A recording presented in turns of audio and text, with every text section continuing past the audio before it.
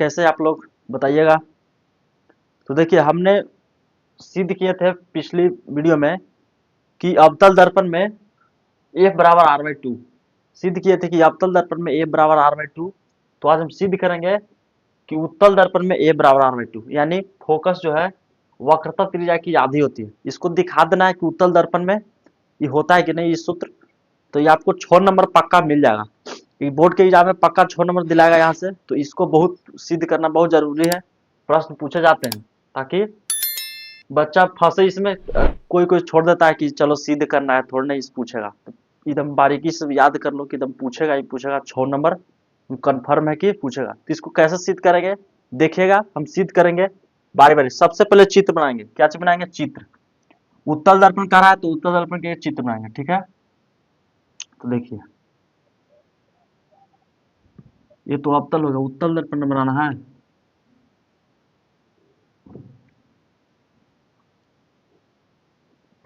उत्तल दर्पण के चित्र बनाएंगे।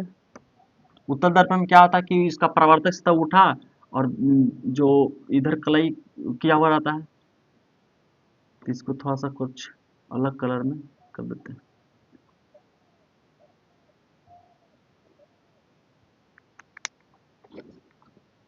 चलिए तो इसको हम कलई कर देते हैं अंदर से इसको कलई कर दिया, यानी रंग दिए। ये बन गया क्या? उत्तल दर्पण। अब यहाँ पे होता है क्या? फोकस। यहाँ पे होता है वक्रता केंद्र होता है, ठीक है। और यहाँ पे ध्रुव यानी पोल। चलिए इतना हो गया। अब जानते हैं कि उत्तल दर्पण में क्या होता है कि परावर्तक कोई भी किरण मुख्य अक्ष के समांतर आती है तो परावर्तक के बाद सीधे कहाँ से भागते हैं? ऊपर की ओर भागती है। अगर नीचे से जाएगा तो कहाँ से भागेगा? इधर की ओर भागती है, ठीक है। तो इसको हम अगर हम आपतित किरण इसमें गुजारते हैं मुख्य अक्ष के समांतर, क्या होता है? परावर्तक सतह के बाद इस साइड मतलब क्या होता है? परावर्तक हो जाता है, ठीक है। तो हम ऐसे करेंगे। उसके बाद क्या होता है कि इस परावर्तक सतह के ऊपर में भाग जाता है। अब क्या होता है ना कि फोकस से क्या होता है? प्रतीत होता है कि यहाँ प्रतिबिंब बन रहा है, यानी काल्पनिक आभास होता है कि हाँ प्रतिबिंब कहाँ बन रहा है? फोकस की ओर बन रहा है, ठीक है। तो उसके बाद चित्र में इसको फोकस से मिला देना है। अब क्या होता है कि आप एक जो सी है वक्रता केंद्र, उससे एक क्या मतलब अथी गुजारना है ताकि यहाँ से लगे कि हाँ लंब है, ठीक है। तो यहाँ से एक हम सी की तरफ मिला देते हैं। चलिए मिला दिए। अब क्या करते हैं इधर से इसको बनाते हैं थोड़ा अथी ताकि देखने में सीधा लगे। ऐसा तो पता चलना है ही ना।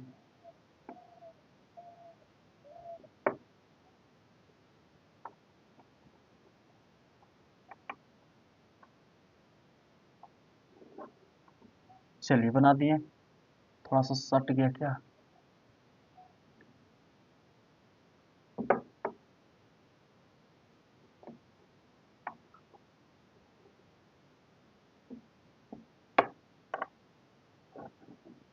चलो हो गया।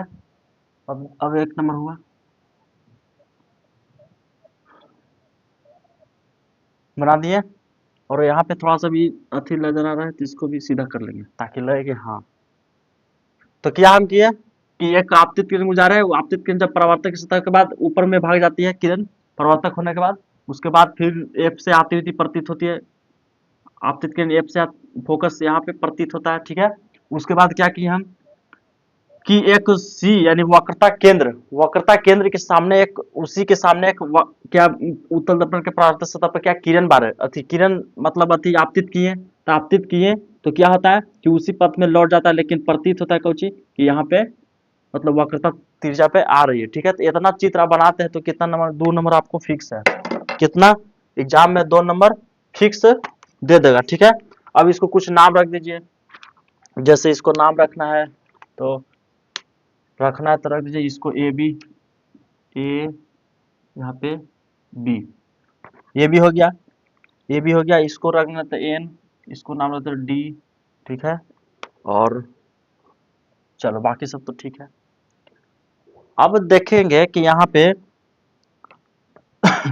ये कौन, ये क्या है, ये आपतित किरण है, क्या है, इसको बोल सकते हैं आपतित किरण, आपतित किरण, इसको बोलेंगे आपतित किरण। और इसको बोलेंगे क्या चीज, ये बोलेंगे परावर्तित किरण, परावर्तित किरण या परावर्तित किरण, इसको बोलेंगे क्या चीज, परावर्तित किरण। तो बताइए, जब ये आपतित किरण हुआ तो अगर कोई पूछा कि इस एंगल का नाम क्या हुआ, तो आपतित किरण वाला है तो क्या बोलेंगे इसको, आपतित किरण को एंगल आई हो गया, यानी कोण क्या जो है कोण आई। आइए, अगर ये पूछा है तो ये क्या कोण आर का है, कि परावर्तित किरण जो होता, आपतित किरण था तो यहाँ से क्या हो जाए परावर्तित किरण हो गया, तो इसको कौन एंगल बोलेंगे, परावर्तित किरण है, इसको बोलेंगे आपतित किरण। चलिए इतना क्लियर है। तो अब क्या होता है कि यहाँ पे क्या हो जाएगा, अगर ए एंगल पूछे कि ठीक है ई को जो होगा, तो ए हो जाए क्या चीज आर, क्या हो जाएगा आर, यानी आप परावर्तित किरण यानी आर हो जाएगा, ठीक है, आर हो जाएगा यहाँ पे, इस एंगल का नाम क्या जो आर हो जाएगा, और ये क्या हो जाएगा आई हो जाएगा। अब कैसे ही हो गया, आप मैथ में पढ़े होंगे कि जब दो आपस में से रेखा काटते तो अगर पूछा है कि ये 50 डिग्री, तो ए के डिग्री, तो ये भी कितना डिग्री हो जाएगा 50 डिग्री हो जाएगा, कितना डिग्री 50 डिग्री, कैसे, तो सम्मुख कोण से, क्या क्या चीज कौन से, सम्मुख कोण से, सम्मुख कोण, सम्मुख कोण से क्या चीज हो जाएगा, ये भी अगर ये 50 डिग्री तो ये भी 50 डिग्री का है, सम्मुख कोण से, सम्मुख कोण से हो जाता है, तो ये भी हो गया कोण आई के सम्मुख कोण कोण आर हुआ, और कोण आर के सम्मुख कोण कोण आर हो गया ये वाला, ठीक है।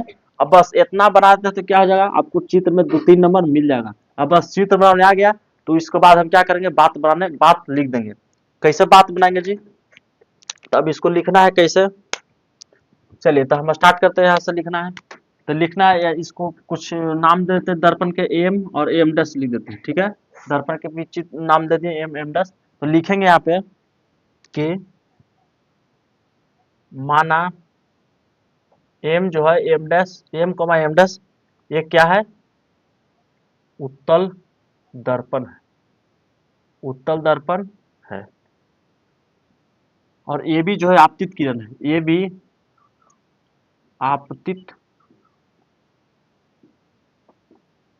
किरण है, क्या चीज होगा, ये भी आपतित किरण जो दर्पण से परावर्तक, जो दर्पण से परावर्तक हो जाए तो किरण है, लिखेंगे यहाँ पे से जो दर्पण से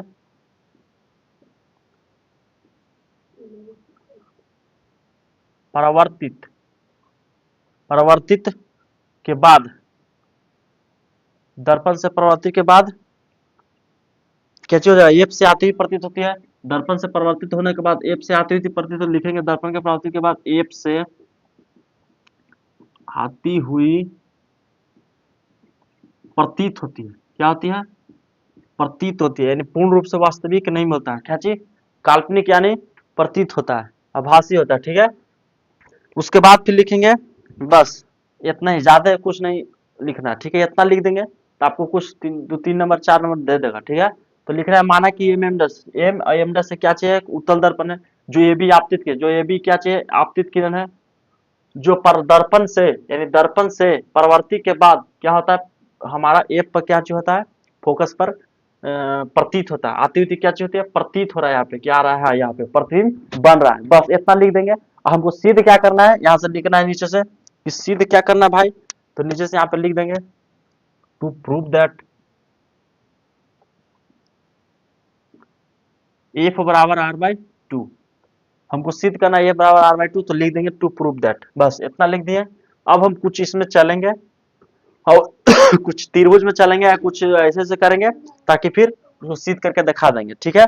तो आप चलिए, सबसे पहले आप जानते हैं कि यहाँ पे लिख सकते हैं कि परावर्तन के नियम से, यहाँ पे क्या लिख सकते हैं, परावर्तन के नियम से, परावर्तन के नियम से, तब परावर्तन के नियम से क्या आप जानते हैं कि कोण आई बराबर कोण आर होता है, कोण आई बराबर कोण आर, यानी परिवर्तन के नियम से कोण आई बराबर कोण आर। प्रकाश के परिवर्तन का दूसरा नियम बोलता है कि आपतित किरण बराबर परावर्तित किरण, इसलिए कोण आई बराबर कोण आर हो गया, ठीक है। उसके बाद देखें कि कोण बी बराबर, कोण बी जो है, कोण बी देखिए, और कोण बी जो है क्या सम्मुख कोण है, नहीं है सम्मुख कोण है, सम्मुख कोण लिख देंगे, ठीक है। कैसे जी? देखो कोण बी देखिए, कोण बी जो है क्या चीज? समूह कोण है।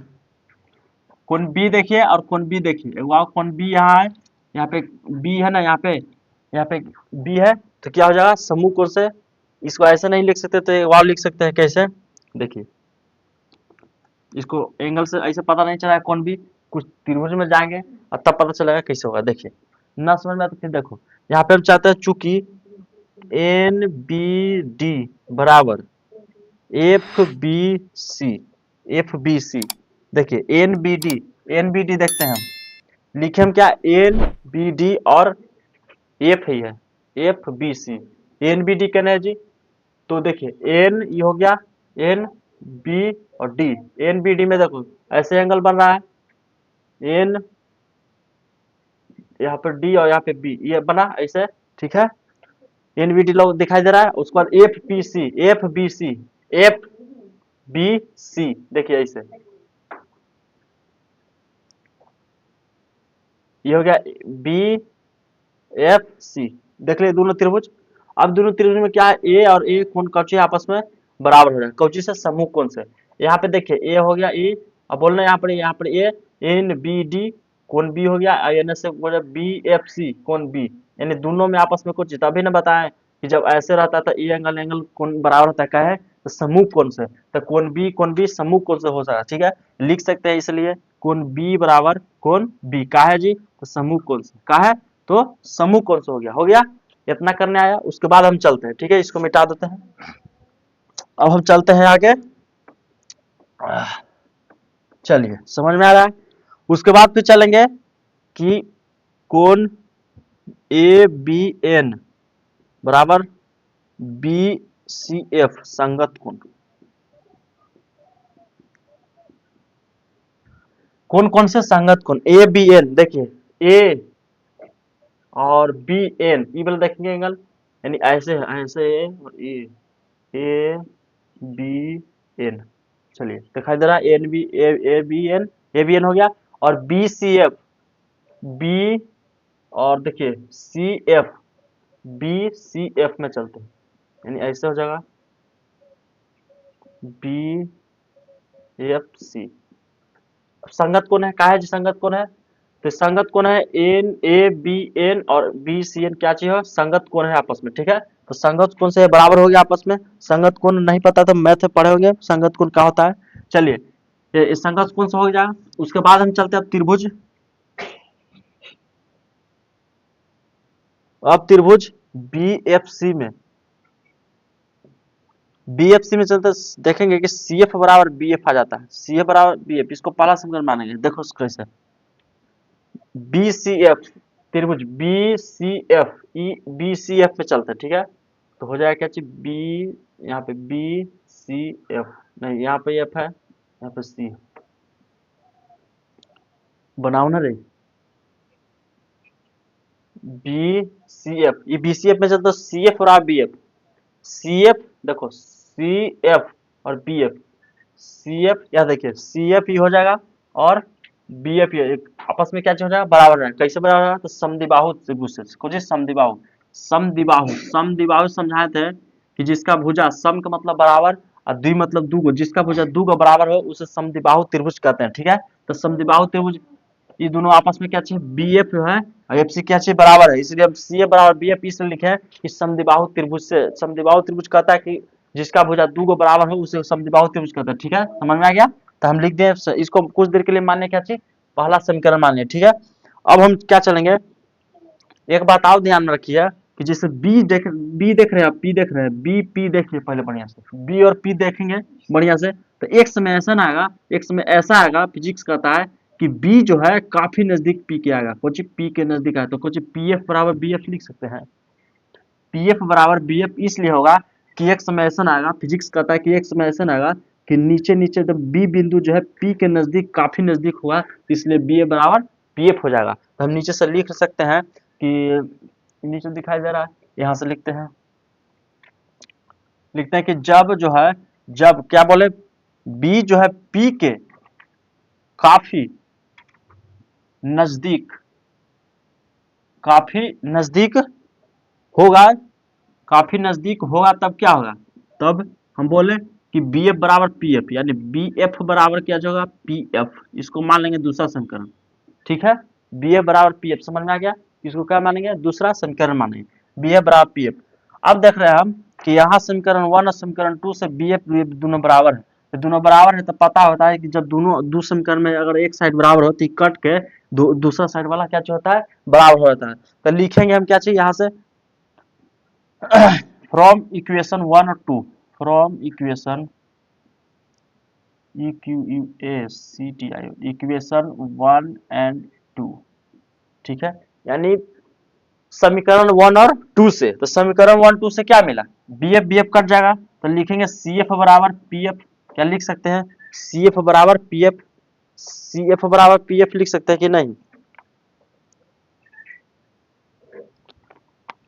सी एफ बराबर पी एफ लिख सकते हैं नहीं, सी एफ बराबर पी एफ। ठीक है, अब हम लिख सकते हैं, उसके बाद हम क्या करेंगे समीकरण 2 में, ठीक है, बी एफ बराबर क्या हो जाएगा, बी एफ हो जाएगा। ठीक है, समीकरण 2 मान लीजिए, 1 और 2 से क्या मिला, अब लिख सकते हैं पी सी बराबर P F plus F C, यानी सी एफ, सी एफ देखिए, सी एफ को बोल सकते हैं पी सी, यानी जो सी एफ हुआ, सी एफ हुआ, और उसके बाद लिख सकते P C P F, P F बराबर बी एफ, यहाँ लिख सकते हैं पी एफ बराबर बी एफ हो गया। ठीक है, उसके बाद क्या लिख सकते हैं, यहाँ पे पी सी बराबर लिख सकते हैं P F plus P F C, P F plus F C, कैसे समझिए ध्यान से, पीसी जो लाइन देख रहे हैं पूरा, पीसी जो लाइन देख रहे हैं पी और सी, अब बीच में क्या है एफ, यानी एफ और यहाँ पे सी है। ठीक है, तो पीसी के जरिए P F plus PC P F plus F C लिख सकते हैं। जैसे देखिए, नहीं समझ में आया फिर से देखिए, जैसे ये लाइन है बड़का, इसको नाम है पी और सी, और बीच में एफ है, अगर ये दोनों मान लें कि 12 सेंटीमीटर है, तो ये कितना सेंटीमीटर, ये भी 12 सेंटीमीटर, क्योंकि जितना ई दूरी है उतना ये भी दूरी है, और दोनों को मिला लेंगे तो कितना 24 सेंटीमीटर हो जाएगा पीसी। तो बताइए पीसी की जो है, पीसी को लिख सकते हैं एफ सी बटा टू, सॉरी एफ सी बराबर लिख सकते हैं पीसी बटा टू, का है कि 24 बटे 2 बराबर 12, 24 बटे 2 बराबर 12, लाइन कट गया, कोई बात ना, चलिए। तो उसी तरह हम लिख सकते पीसी बराबर P F plus F C लिख सकते हैं कि बड़का जो लाइन है, दोनों लाइन का अगर हम जोड़ देंगे तो बड़का लाइन तैयार हो जाएगा, वही लिखा है पीसी जो बड़का लाइन है, पीसी पी एस सी बड़का लाइन है। ठीक है, अब पी एफ देखिए छोटा, और फिर एफ सी देखिए छोटा, अगर इन दोनों को जोड़ देंगे तो बड़का लाइन निकल जाएगा, वही किया गया है कि पीसी बराबर P F plus F C लिख दिए। ठीक है, उसके बाद हम क्या लिखेंगे कि पीसी बराबर, देखिए एफ सी जो है पी एफ ये मिटा देते हैं। ठीक है, उसके बाद हम क्या लिखेंगे, पीएफ, पीएफ के पीएफ लिखे देंगे, आप पी पी एफ लिख देंगे, काहे लिख देंगे जी, सुनो ध्यान से, पीसी तो ठीक है, पीएफ ठीक है, एफसी के बदले हम क्या लिखे, पीएफ लिखे, एफसी के बदले पीएफ लिखे। अब देखिए पीसी है तो पीसी छोड़ दिए, एफ पी पीएफ है तो छोड़ दिए, और एफसी के बदले हम क्या लिख दिए, एफसी लिख दिए, एफ पीएफ लिख दिए। कैसे, सुनो ध्यान से, जैसे देखो बाबू पी और सी है, ठीक है, और इसमें से हम अगर टुकड़ा करेंगे, यहाँ पर एफ है तो टुकड़ा करेंगे तो एफ सी आ जाएगा, इधर से टुकड़ा करेंगे तो क्या हो जाएगा, इधर लाइन एफ पी आ जाएगा, आ जाएगा कि नहीं। अगर ये दोनों लाइन आपस में जोड़ देंगे तो एक पीसी का निर्माण होगा, यानी ये इसमें पीसी बड़का लाइन है। ठीक है, और बड़का लाइन में से एफ सी अगर हटा देंगे तो इधर क्या बचेगा, पीएफ बचेगा। देखो एफ सी हटा दिया, पीएफ बचा, ये दोनों का लाइन जोड़ देंगे तो एक पीसी तैयार हो जाएगा। तो वही कहता है कि पीएफ, पीसी की जगह पीएफ नहीं लिख सकते, देखो एफसी, सॉरी एफसी की जगह पीएफ नहीं लिख सकते, एफसी देखो एफसी की जगह हम क्या पीएफ नहीं लिख सकते हैं, कहा लिख देंगे, तो एफसी जो है, एफसी की जगह अगर हटाएंगे तो इसको पीएफ है ना होगा, क्योंकि कहा लिख सकते हैं कि इन्हीं 12 सेंटीमीटर है, इन्हू 12, मान लीजिए कि इन्हें 12 तो इधर 12 ना होगा, क्या समझते हो, तो इसीलिए हम क्या लिख दिए, पीसी की जगह पीएफ। थोड़ा सा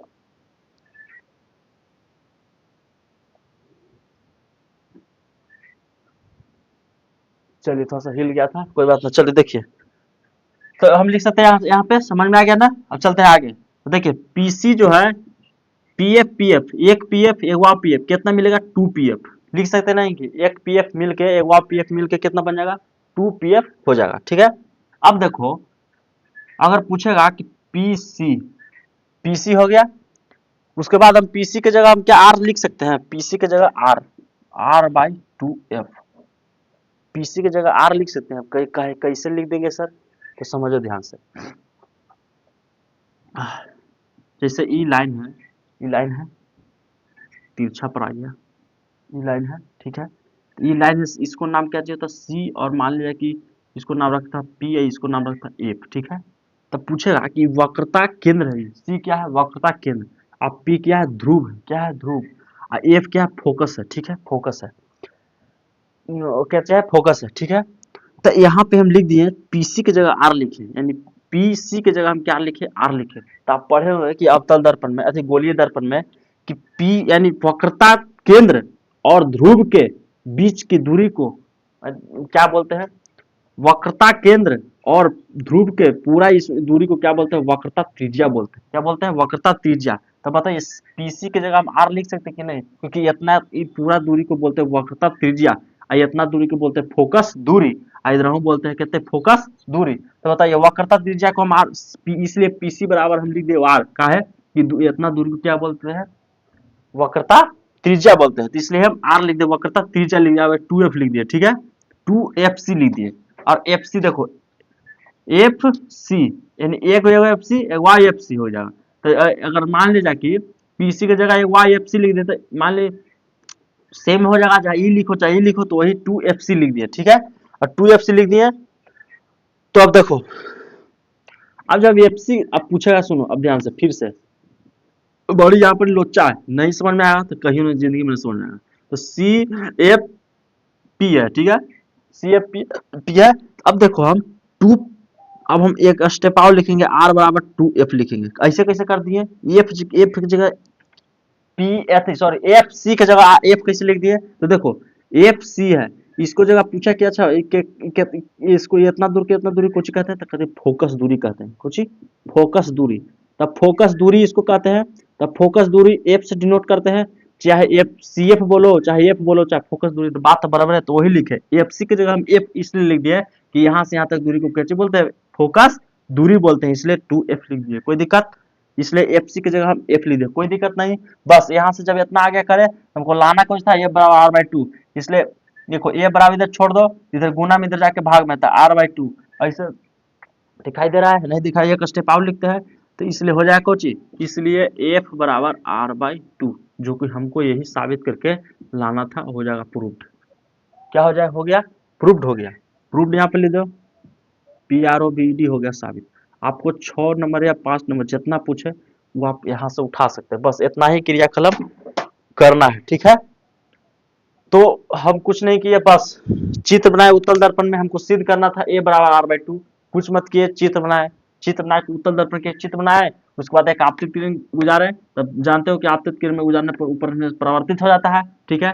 और हम फोकस से क्या होता है, फोकस से आते ही प्रतीत होता है कि प्रतिबिंब फोकस पे बन रहा है, बस खाली प्रतीत हो रहा है, ठीक है। और उसके बाद हम क्या किए, एक आपतित किरण और लिए, क्या चीज, वक्रता केंद्र के सामने गुजारे, तो क्या होता है, यहाँ पर प्रतीत होता है सी, तो बस डॉट डॉट के निशान लगा दिए, और कोण आई बराबर कोण आर इसे लिखे कि आपतित किरण कोण आई हो गया, इसको कोण आर लिख दे, ठीक है। और कोण आर, यहाँ पर कोण आर हो गया, क्या चीज है, हम बोले थे वहां संगत कौन, समूह कौन सा की संगत कौन सा, वही समूह कौन सा, कोण बी बराबर कोण बी, समूह कौन सा, यहाँ पे समूह कौन सा हुआ था, A B N B B, A B N देखो, बी सी एस संगत कौन लिखा, बी सी एफ में, चलो तो सी ए बराबर बी एफ हो गया।